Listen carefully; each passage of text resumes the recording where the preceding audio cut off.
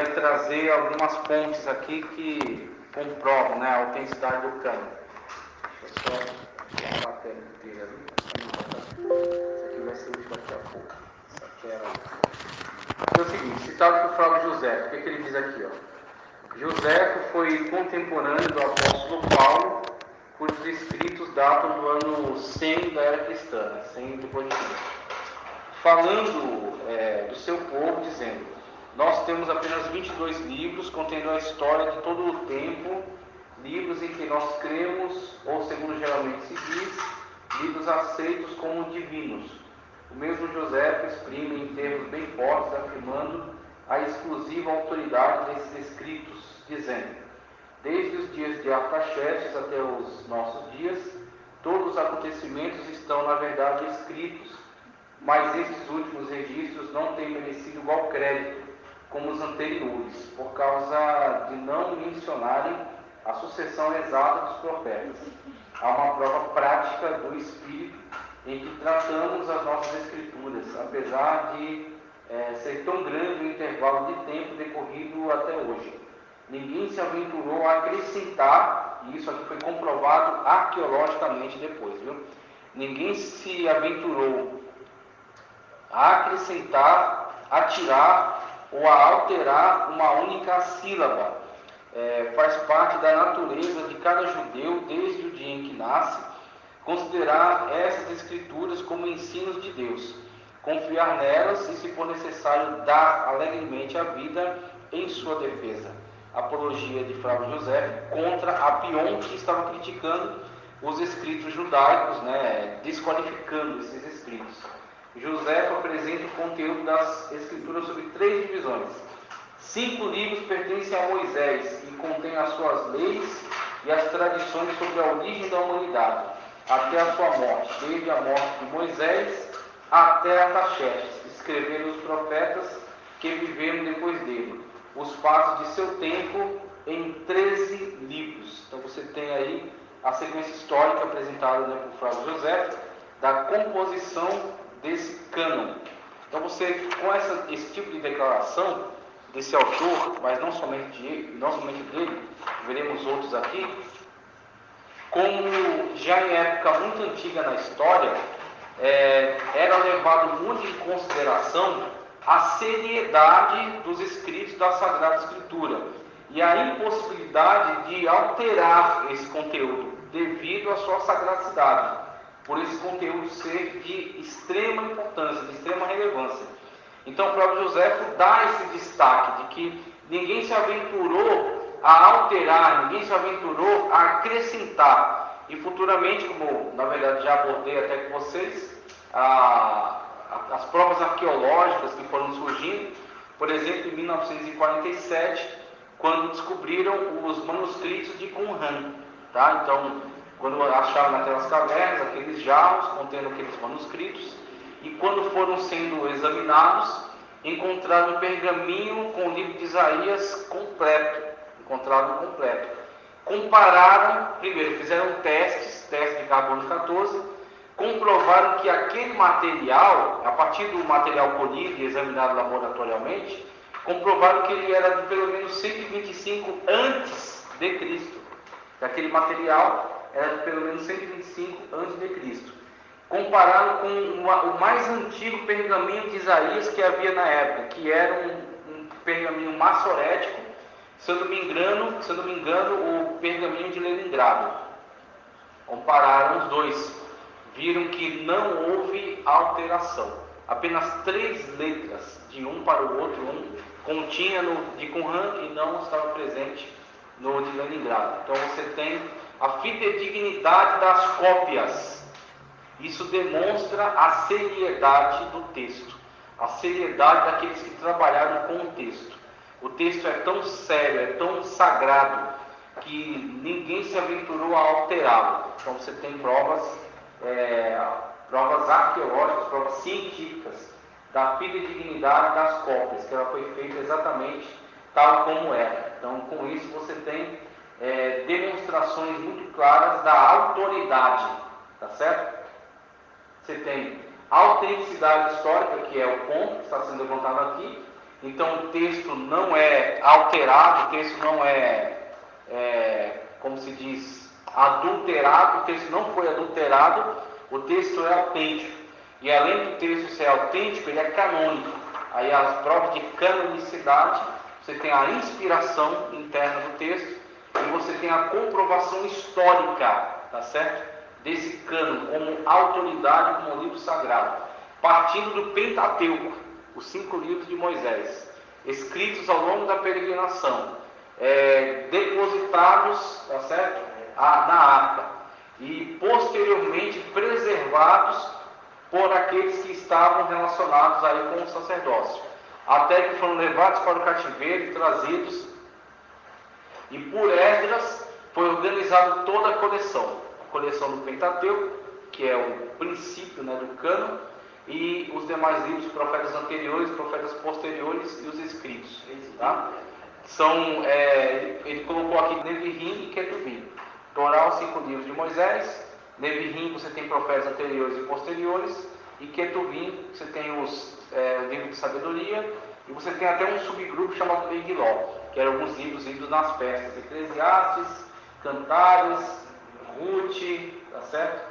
Exatamente, os livros lidos e se eu não me engano, tem outro livro aí que eu não me lembro, são 5 livros do Megiló, tá? Então são esses conjuntos de livros aí que compõem os textos do Antigo Testamento e que sempre foram tratados com toda a seriedade por aqueles que lidavam com ele.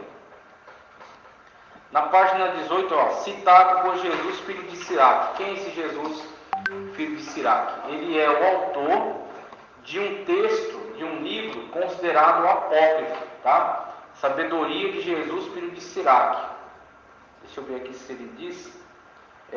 A existência da tríplice divisão das Escrituras em lei, profetas e os outros, ou escritos, que os acompanharam, ou a lei, profetas e os outros livros, ou a lei, profetas e o resto dos livros, é confirmada já no ano 132 a.C., juntamente com a existência de uma versão grega da mesma época, atestada pelo neto de Jesus, não Cristo, que não casou nem teve filho, filho de Siraque.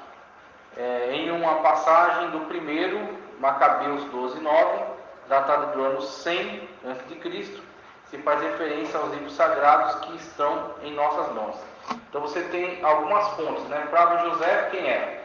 Um historiador judeu importante, que inclusive interagiu no mesmo contexto do apóstolo Paulo, da época de Paulo, e que escrevendo em seu livro História dos Hebreus, deu esse testemunho acerca dos livros sagrados dos judeus, do Antigo Testamento, tá? E com relação a Jesus, filho de Siraque, você tem um autor de pelo menos 132 a.C., já aquela época posterior ao fechamento do cânon, tá? E a época que vai ali do final do domínio persa, início do domínio macedônico, tá? Então a língua grega agora influenciando o mundo. E você tem esses textos apócrifos do Antigo Testamento que são escritos nesse contexto. Muitos deles foram escritos mesmo em grego. Então você tem Eclesiástico, esse Sabedoria, Baruque, tá? Tobias, 1º e 2º Macabeus. Então alguns até alegam que eles tenham sido escritos em hebraico, mas quando você vai buscar arquivos, né, papiros desses livros mais antigos, você encontra eles, na verdade, em grego, que era o período, a língua dominante do período. Então, mesmo textos apócrifos comprovam a autoridade do texto bíblico. Inclusive, alegam que eles já estavam organizados da maneira como chegou para nós, em 3 divisões, Torá, Nevirim e Ketuvim. Então, esses livros, há abundantes testemunhos de que eles são o cânon autêntico. Eles são o cânon verdadeiro, tá? E que esses demais livros nunca pertenceram a este cânon, que já estava fechado. Que foi fechado por Esdras, o escriba Esdras, no tempo ainda de Malaquias. Malaquias sendo o último profeta, o último autor, o último escritor sagrado a acrescentar livro no cânon do Antigo Testamento. Okay? Pode falar, Marcos. Esse exemplo dele do Antigo Testamento ainda, né? Daquele período chamado silêncio profético, daqueles 400 anos de silêncio, do final do ministério de Malaquias para o surgimento de João Batista pregando no deserto. Então ele é desse período. Então por isso que ele não é muito conhecido, mas ele deixou um texto até interessante. Muitas pessoas têm esses textos para ler por serem interessantes, mas não é cânone, nunca foi considerado canônico. É isso que é importante a gente sempre destacar. Mesmo que em algumas Bíblias acrescentam, você tem as Bíblias católicas, tá? Que absorve esses livros no cânon dela, chamando de deuterocanônicos. Obrigado, hein? Ou seja, canonizados posteriormente, deuterocanônicos. E essa canonização que aconteceu foi devido à Contra-Reforma. Houve a Reforma Protestante, afirmando 5 solas, dentre eles sola Escritura, tá? E sola Escritura, ou seja, a igreja ela deve ser guiada pela Escritura. A prioridade é da Escritura, não dos concílios, nem dos decretos papais, tá certo? A bula papal, nem os documentos papais. A igreja tem que ser guiada pela Escritura, só da Escritura. Na afirmação do só da Escritura, eles vão analisar o que é a Escritura. Eles vão entender que a Escritura do Antigo Testamento contém os mesmos livros que os judeus já consideravam Escritura do Antigo Testamento, que são os livros que estão na nossa Bíblia como 39 livros, que para eles é 22 porque eles juntam alguns livros. Então eles pegam os 12 profetas menores, eles têm como um livro só. Eles pegam Reis, 1 e 2 Reis, também é um livro só. 1 e 2 Crônicas, também é um livro só. Eles juntam esses livros. Então por isso que o cálculo para eles dá 22, fica entre 22 e 24, e para nós dá 39. E para o católico já é 45, se eu não me engano. Então aí alguns livros, 45 e 46. São 7 livros mais, né? São 7 livros, mais alguns trechos. Eles têm alguns acréscimos no livro de Daniel, uma história chamada Bel e o Dragão. Tem uma outra, daqui a pouco ele menciona, mas que eu me recordo bem, é esse trecho aí. Trecho de. A história de Susana, está falando aqui, ó. História de Susana, exatamente. Bel e o Dragão, tá? E adições no livro de Esther também. Então eles têm, além dessa lista de livros aqui, a questão é, esses livros eles já existem há bastante tempo. Algumas Bíblias tinham esses livros. Por exemplo, quando a Bíblia hebraica foi traduzida para o grego, chamada Septuaginta, o que ela fez? Traduziu os canônicos e também traduziu esses apócrifos que eram muito conhecidos na época. E ficou no final da Bíblia como livros interessantes. Aqui é a Bíblia, aqui é cânon. Aqui são livros interessantes, são livros edificantes, mas não são canônicos. Então ficou essa Bíblia traduzida para o grego com esses livros acrescentados. Mas era entendido que eles não eram canônicos, todo mundo tinha isso por certo. Tanto o autor que traduziu a Bíblia para o latim, que é a versão oficial da Igreja Católica, chamada Vulgata Latina, Jerônimo, ou São Jerônimo, como eles chamam, né? São Jerônimo também deixou muito claro que os livros canônicos são estes, e esses aqui são não canônicos. Ele traduziu também, na verdade ele nem queria traduzir, foi por insistência de alguns amigos dele que ele traduziu, para esses livros serem lidos como livros interessantes, de leitura interessante, mas não como cânon, tá? Então você tem testemunho de Flávio José, testemunho de alguns autores de livros apócrifos, que já reconheciam essa estrutura tripartite, de Torá, de Henrique Atubim, citado por Filo de Alexandria, que era um filósofo judeu que tinha muito contato com o mundo helênico, tá? Ele também fala acerca dos livros canônicos, considerado pelo Senhor Jesus, e é muito interessante que o Senhor Jesus, ele nos seus ensinos, nunca fez a citação de um livro apócrifo. Ele não utilizou nenhuma citação de um livro apócrifo, Tobias, Judite, Sabedoria, Eclesiástico, Baruque, Macabeus. Ele não utiliza conteúdo de livros apócrifos nos seus ensinos, tá? Então você tem Cristo citando personagens que vão desde Gênesis até Crônicas, porque o último livro para a organização que os judeus dão a sua Bíblia, o último livro para eles é o segundo livro de Crônicas. Para nós é Malaquias. Só que para eles é o segundo livro de Crônicas. Por quê? Porque eles pegam esse livro e põem lá no final. Eles pegam profetas que a gente tem como final do nosso Antigo Testamento e puxa para o meio. Ele pegou os 12 menores, terminando com Malaquias, e juntou num livro só. Então, para eles, são os profetas menores, um livro só. Tá? Então, por isso que é diferente a organização. E aí, segundo Crônicas, é o último livro da Bíblia deles.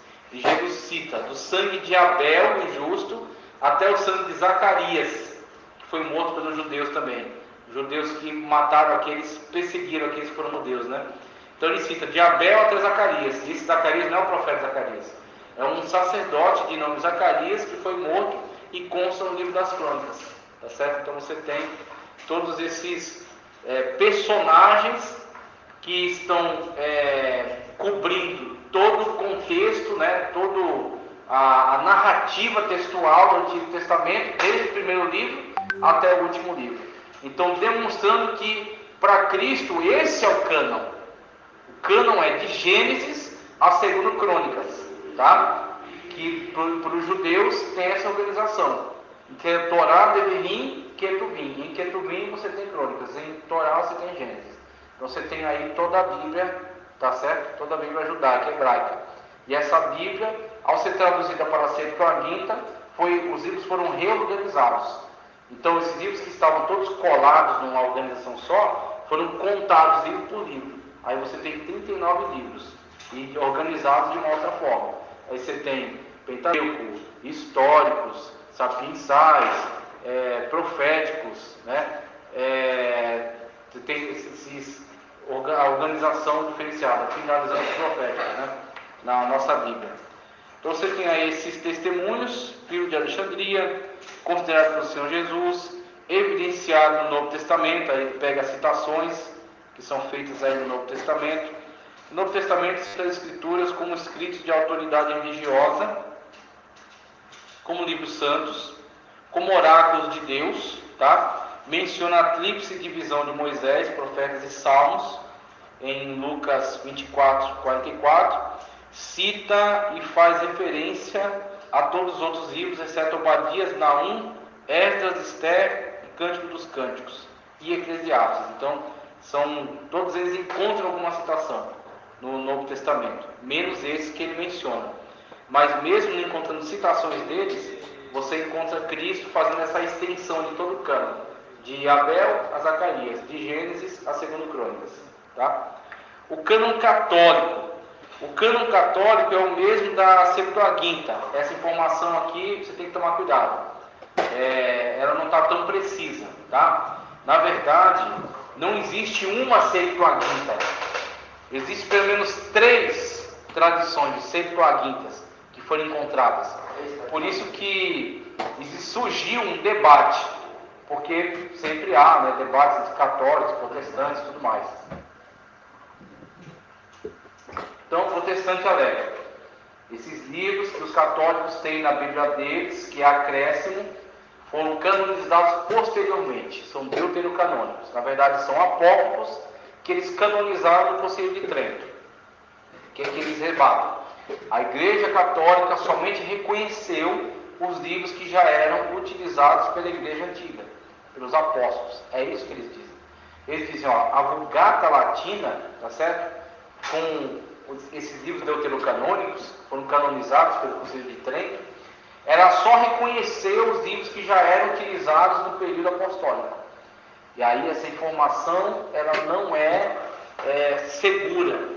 Essa informação não tem como ser comprovada. Por quê? Porque existem 3 Septuagintas diferentes. Existe o Códex Vaticano, o Códex Sinaítico e o Códex Alexandrino. São 3 tradições, famílias de Septuaginta. E cada uma delas tem os livros que nós também consideramos canônicos e tem os livros que consideramos apócrifos, já estavam nelas. Só que cada uma delas tem uma coleção diferente de apócrifos.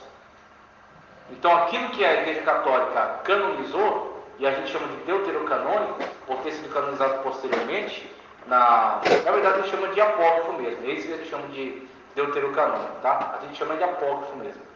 Esses livros que eles posteriormente canonizaram e querem alegar que são os livros que os antigos apóstolos usavam, na verdade eles não têm como comprovar quais desses estariam presentes na antiga Septuaginta, porque existem 3 Septuagintas que circulam em diferentes lugares e cada uma delas tem uma coleção diferente. Então tem uma delas que tem esses livros aqui, tem outra que tem alguns deles e outros. Tem outras que tem, por exemplo, 3º e 4º Esdras. Aí tem outros que não tem Baruque, Eclesiásticos e assim por aí vai. Não tem. Então você não tem como saber o que é esse tal desse cânon que eles alegam, tá? Então o que prevalece é o cânon que sempre foi reconhecido pelos judeus ao longo da história, né, pelos hebreus e os israelitas, e que foi também dado acerca dele testemunho de outros personagens históricos importantes. Flávio